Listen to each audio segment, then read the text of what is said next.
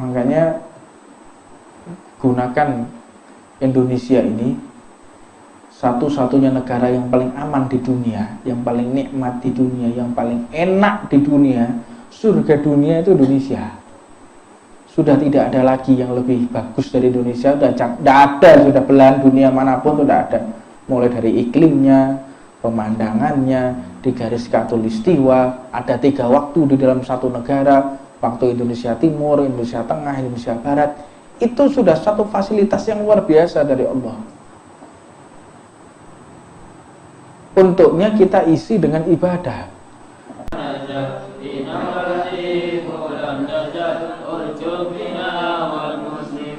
Ya Latif lam yazal hultu bina fima nazal Inak Latif lam tazal hultu bina Ya Latif lam yazal hultu bina fima nazal Inak Latif lam tazal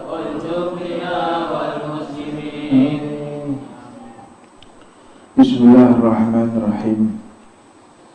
Alhamdulillahirabbil alamin wassalatu wassalamu ala asrofil anbiya'i wal mursalin sayyidina wa habibina wa qurrati a'yunina wa nuri qulubina sayyidina Muhammadin sallallahu alaihi wa ala alihi wa sahbihi wa sallam. Subhanaka la ilma lana illa ma 'allamtana innaka antal alimul hakim. Rabbi shrah li sadri wa yassir amri wa hlul 'uqdatam min lisani yafqahu qawli. Assalamualaikum warahmatullahi wabarakatuh. Di beberapa minggu yang lalu kita sempat tidak berjumpa. Mudah-mudahan Allah subhanahu wa ta'ala di minggu-minggu yang datang memberikan kita kekuatan, kesempatan sehingga kita senantiasa dapat hadir, datang istiqomah untuk menggapai daripada Allah, menggapai daripada ridha Allah subhanahu wa ta'ala. Qala Rasulullah sallallahu alaihi wasallam tentang masalah nasihat untuk mereka yang terkena musibah. Azmu jazai ma'a azmul bala. Besarnya pahala seseorang itu tergantung dari besarnya sebuah ujian atau cobaan. Ingin tahu kedudukan kita di hadapan Allah, lihat seberapa besar Allah memberikan ujian kepada kita dan seberapa berat Allah memberikan musibah buat kita. Kalau di dunia ini kita mau mengetahui kedudukan seseorang, jangan lihat pengikutnya. Wah, ini pengikutnya 1000 orang, 10.000 orang, 100.000 orang. Nah, Anda lihat ujian yang Allah berikan kepada orang tersebut. Makanya ujian itu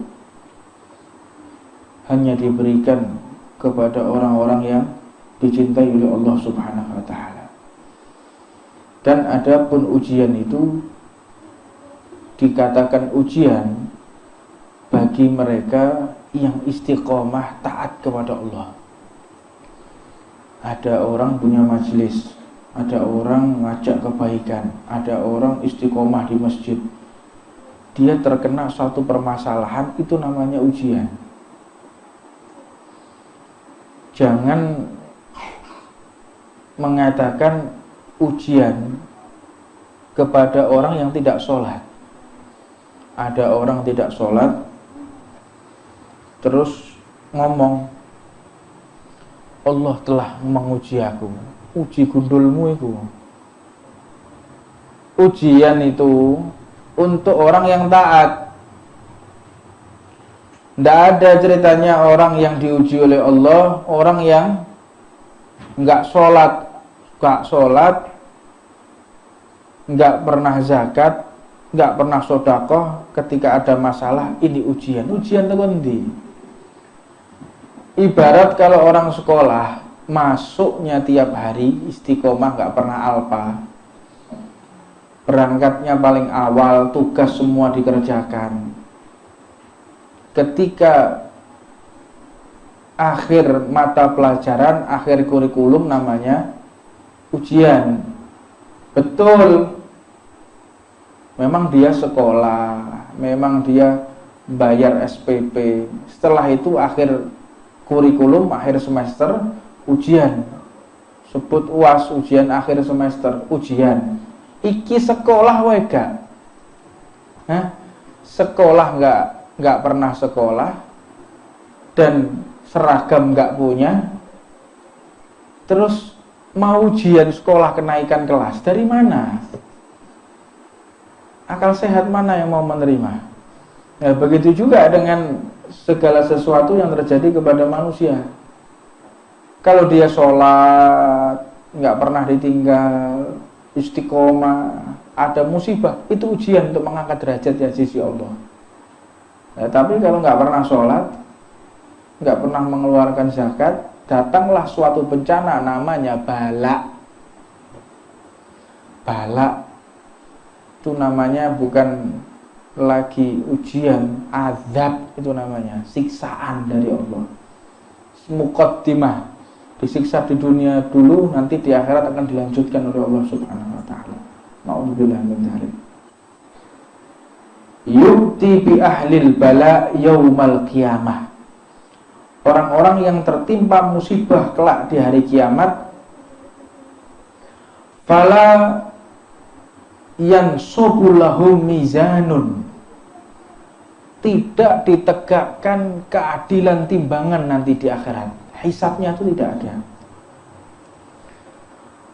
Wala yansyuru lahum diwanun, dan tidak disebarkan buku catatan amal. Nanti amalan kita itu dibacakan di hadapan orang banyak ketika di akhirat. Fulan ini sholatnya terlambat, fulan ini berbohong, fulan ini berdusta, fulan ini maksiat, fulan ini khianat, fulan ini melakukan dosa ini dan itu, dibacakan, diumumkan oleh malaikat di hadapan semua hamba. Malunya setengah mati. Illa, kecuali orang yang senantiasa mendapatkan cobaan di dunia. Wa yusabbu alaihim thawabus sabban wa yufarrahu lahum ifraghan, tetapi dituangkan bagi mereka pahala dan dikosongkan bagi mereka tempat yang lapang. Jadi wong sing bendino kena musibah, ujian, ditinggal mati anake, ditinggal mati istrinya yang baru dia cintai atau suaminya, mendapatkan cobaan berbagai macam penyakit, soro uripe, golek kerja angel, kerjanya itu setengah mati. Jadi misalnya jadi pemecah batu, tukang batu, soro uripe soro, penuh dengan cobaan, ujian, makan nggak bisa, sering kelaparan. Lah mereka itu nanti di hari kiamat dia tidak akan pernah menerima kesusahan apapun.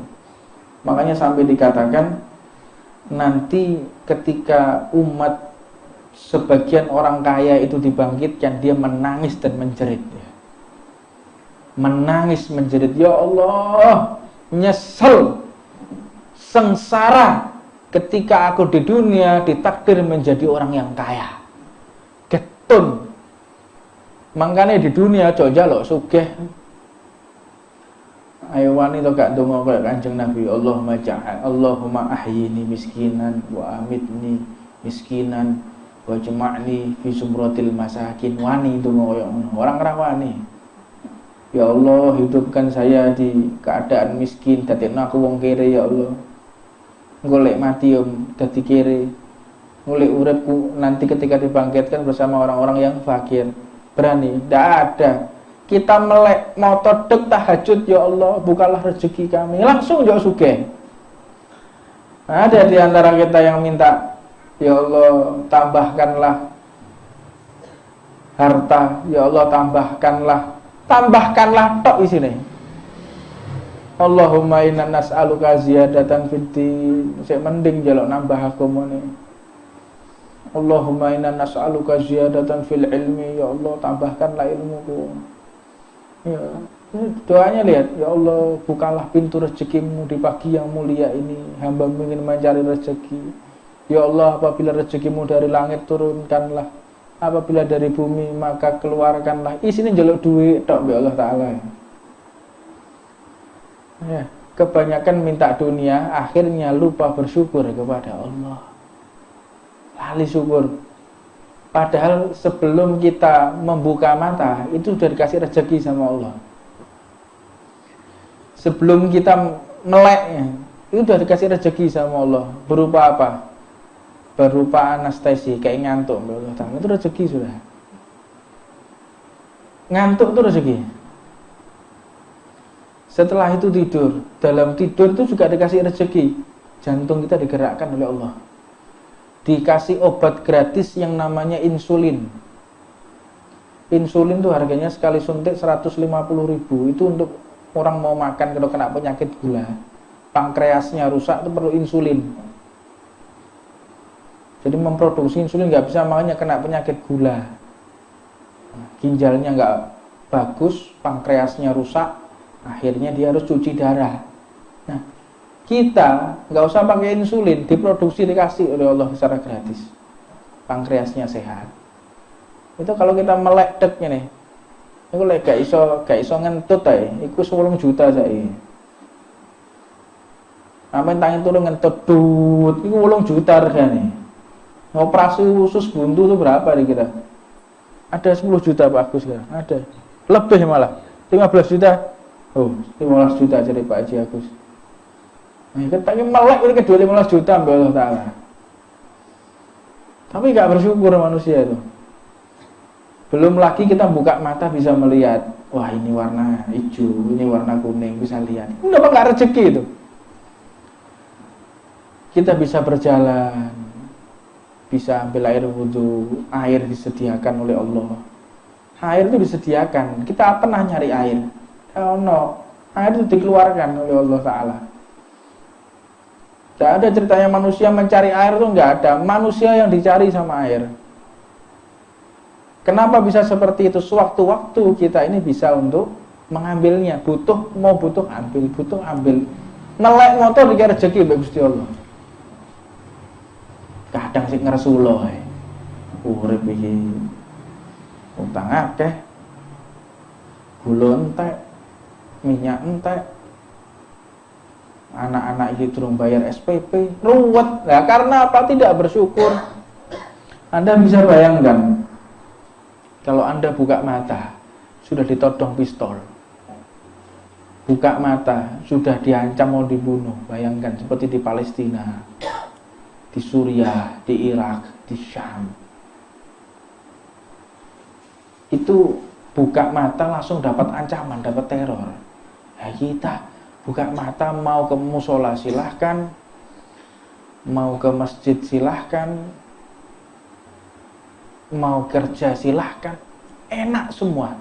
Ini nggak disyukuri. Makanya syukur itu wajib kita tingkatkan. Makanya minta sama Allah, ya Allah jadikanlah aku hamba yang bersyukur. Ojo njaluk sabar, ya Allah jadikanlah hamba ini yang sabar. Ditambahi Pak, gak karu-karuan sampean kok. Ditambahi nanti musibahnya. Minta itu syukur, ya Allah tambahkanlah rasa syukurku kepadamu. Njaluk itu syukur, ojo njaluk sabar. Njaluk sabar berarti ngenteni diuji mbek Gusti Allah. Ya Allah tambahkanlah syukurku dengan Engkau menambah kenikmatanku. Lah ngono donga iki. Donga ya Allah jadikanlah hamba-Mu ini hamba yang sabar. Oh tambah ngeluh kowe. Minta syukur kepada Allah. Nah, apa itu syukur? Syukur itu menggunakan titipan Allah dengan perbuatan baik. Duduk ngomong alhamdulillah, syukur, enggak. Syukur itu apabila kita menggunakan fasilitas Allah untuk melaksanakan hukum Allah. Nah itu bersyukur. menggunakan tubuh ini untuk sholat itu bersyukur, menggunakan mata untuk membaca Al-Quran itu bersyukur, menggunakan tangan untuk menolong orang itu bersyukur namanya, melangkahkan kaki di tempat-tempat yang baik itu dikatakan bersyukur. Itu alhamdulillah terus dikatakan bersyukur, tidak, salah. Alhamdulillah selamat aku maling nggak kecekel, bersyukur itu namanya. Untuk dikeplai malaikat di model-model ini. Ketika kita melaksanakan perintah Allah itu tandanya kita bersyukur kepada Allah Subhanahu wa taala. Makanya gunakan Indonesia ini satu-satunya negara yang paling aman di dunia, yang paling nikmat di dunia, yang paling enak di dunia, surga dunia itu Indonesia. Sudah tidak ada lagi yang lebih bagus dari Indonesia, sudah tidak ada, sudah belahan dunia manapun sudah ada. Mulai dari iklimnya, pemandangannya, di garis khatulistiwa, ada 3 waktu di dalam satu negara, waktu Indonesia Timur, Indonesia Tengah, Indonesia Barat. Itu sudah satu fasilitas yang luar biasa dari Allah. Untuknya kita isi dengan ibadah. Lah kok akhir-akhir ini mau disahkan LGBT? Untungnya kemarin 600 dari anggota DPR RI itu mendukung dengan menolak LGBT, yang mendukung 600, yang menolak 600 orang, yang 400 orang mendukung. Loh, ono anggota DPR RI 400 orang yang mengisi di kursi Dewan Perwakilan Rakyat Indonesia di pusat iku wong 400. Lha iki lah wong 400 kita kendi iki. Lha iki Tuban iki jok sampai iki. Engko lah wong iki termasuk iki. Makanya saya nanti akan berkampanye.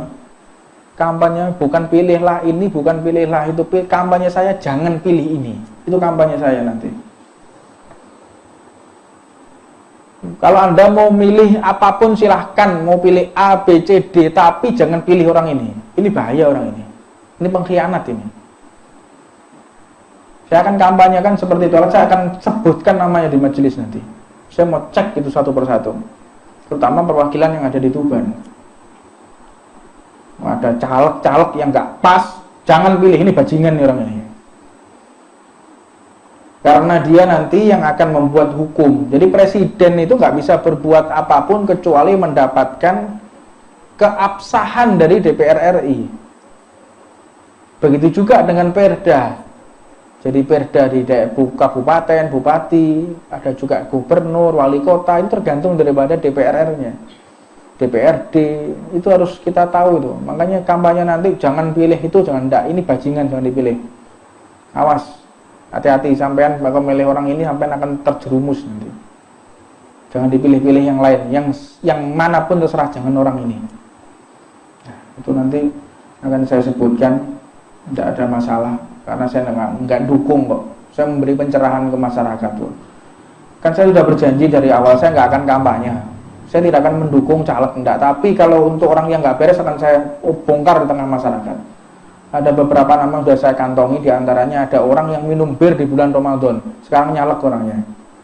Saya tahu mata kepala sendiri, bukan konon dan katanya. Minum bir, mabuk-mabukan di bulan Ramadan. Pak, sampean ini anggota dewan. Oh, bunda, ini saya cuma duduk, tak titeni sampean, tak bongkar.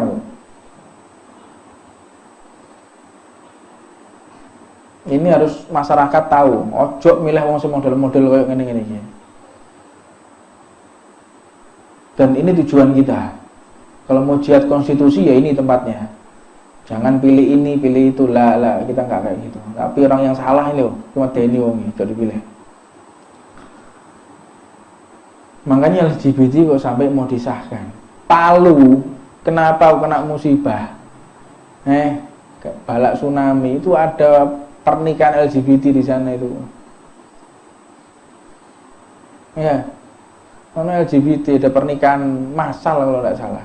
Ada pernikahan, ada yang ngomong pernikahan massal, ada yang ngomong 10 pasang pernikahan di Palu. Lanang ambek lanang, wedok ambek wedok. Makanya saya sampaikan sama teman-teman yang ada di DPR RI, saya kalau urusan LGBT, saya tuh angkat senjata. Saya asah senjata, kita perang, yang mati dia atau saya. Karena LGBT ini Pak, itu di atasnya iblis. Ada namanya lesbi, gay, bisek, B-nya itu, T-nya transgender. Itu namanya lesbi, itu perempuan sama perempuan. G-nya itu gay, lanang sama lanang. Bisek, dia bisa sama laki-laki, bisa sama perempuan. Transgender itu laki-laki, perempuan yang menyamar jadi laki-laki, atau laki-laki menyamar jadi perempuan. Transgender, jadi jenis kelaminnya dia berubah. Nah, katanya iblis untuk masalah LGBT, ya Allah, orang kalau mabuk itu saya yang goda, kata iblis. Ada orang bunuh-bunuhan, itu saya, ngakoni iblis. Ada orang sampai menipu, berbohong, menista, itu saya yang membisikkan. Tapi ya Allah, kalau urusan LGBT bukan aku ya Allah. Gak melok-melok aku. Wedi aku kayak Gusti Allah. Loh, setan ini wedi, gak ngakoni. Itu di semua tafsir Quran tuh ada. Kalau urusan LGBT, saya nggak ikut campur saya. Itu bukan saya, kata iblis. Saya nggak mau menanggung di hadapan Allah. Saya nggak ikut campur dosanya. Allah akan menghukum saya secara abadi di neraka. Ya, saya akui. Tapi tidak pada neraka khusus untuk LGBT. Makanya saya tetap akan tegakkan urusan homo, bencong, ada gay, Anda perang di Tuban sama saya. Saya akan lawan semua konstitusi, saya akan lawan semua peraturan yang ada di negara ini kalau untuk urusan LGBT. Saya nggak peduli. Yang mati dia atau saya. Karena bala itu akan diturunkan oleh Allah dan tanpa ampun. Ini waktunya pesta demokrasi, tentukan pilihan yang tepat. Sudah 400 orang loh yang duduk di kursi DPR RI mewakili LGBT. Bayangkan coba. Nah, tahun ini yang 600 mereka, terus ada pernikahan sejenis, apa nggak digulung negara ini sama Allah? Digulung, Pak. Makanya tidak ada maaf. Orang dosa mabuk, dosa maksiat itu masih diampuni sama Allah. Kalau LGBT ini enggak. Bahkan kalau ada orang homo, gay, bencong, kita dipegang salaman, cepet-cepet kita ambil wudhu, cepet-cepet dipegang gini, kesenggol, cepet. Kita harus lebih cepat daripada babi atau anjing. Lebih cepat babi atau anjing. Kalau anjing memang najis yang berat, babi najis yang berat. Tapi bencong, gay itu lebih berat daripada babi dan anjing. Apa sebab? Kalau sampai kita kepegang mereka, ajal menjemput kita mati dalam keadaan kafir, Pak. Bekas pegangan tangannya mereka. Karena apa? Tubuh mereka membawa kutukan Allah. Jadi kalau tangan kita kepegang mereka atau kesenggol mereka, tangan kita tersentuh kutukan Allah dan bisa menyebabkan kita mati tidak membawa iman. Bayangkan sampai kayak begitu. Baju yang pernah dipakai sama dia jangan kita pakai. Itu baju kutukan itu. Motor yang pernah dia pakai jangan dipakai. Benda yang pernah disentuh jangan kita sentuh. Lebih parah dari anjing dan babi itu. Kalau Anda mau tahu, kayak begitu di LGBT. Ini sekarang ada menteri agama, kita harus apresiasi. Kampung menteri agama ini model-model ini. Menteri agama goblok tenang.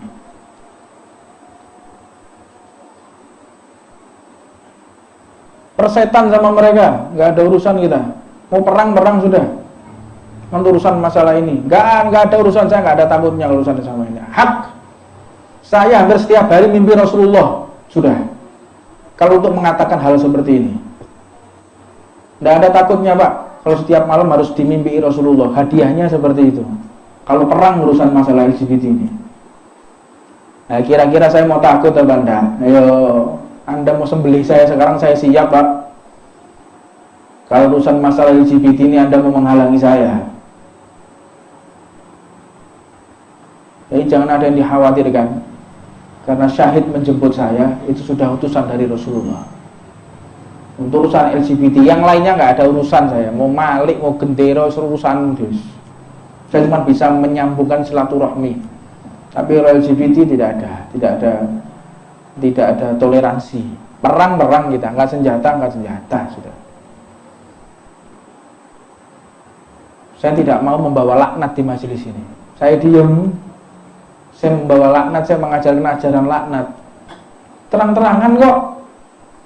Mereka pakai dekorasi, ada pestanya. Lah kok kita diam? Mau konstitusinya model seperti apapun menghalangi, nggak ada urusan kalau untuk masalah LGBT. Sudah ada di hadapan saya sikat. Terang-terangan Anda berbuat maksiat LGBT di Tuban, wilayah Tuban, wilayah yang lain saya wallahu a'lam, tapi Allah subhanahu wa ta'ala mentakdir saya tinggal di Tuban, ya kita perang di Tuban sudah. Silahkan ada yang mau ikut saya rombongan, ayo. Kalau mau misahkan diri ya ahlan wa sahlan, nggak ada masalah. Karena sudah bisyaratul akbar min Rasulullah, bisyarat besar dari Rasulullah. Alhamdulillah, alhamdulillah. Nah, setiap saya berbicara seperti ini, malamnya mimpi Rasulullah, malamnya beliau tersenyum. Apanya yang saya takuti terus? Apa nggak ketagihan saya ngomong seperti ini? Ya ketagihan sekali. Nggak ada urusan, mau gajinya aja langsung dapat senyumannya Rasulullah. Terus saya mau mundur gitu, nggak akan terjadi tuh. Mau diancam model apapun silahkan. Gajinya senyumannya Rasulullah. Nah, dunia sesaat, dunia sa'ah ja'altuhu ta'ah. Dunia itu sesaat, sekilas, maka jadikan untuk kita taat kepada Allah Subhanahu wa taala. Rabbana atina fid dunya hasanah wa fil akhirati hasanah wa qina adzabannar. Wa 'alamana masyukhna wa 'alamana habibil salim bin hafidh wa hadratin nabi Muhammadin sallallahu alaihi wasallam sirrul Fatihah.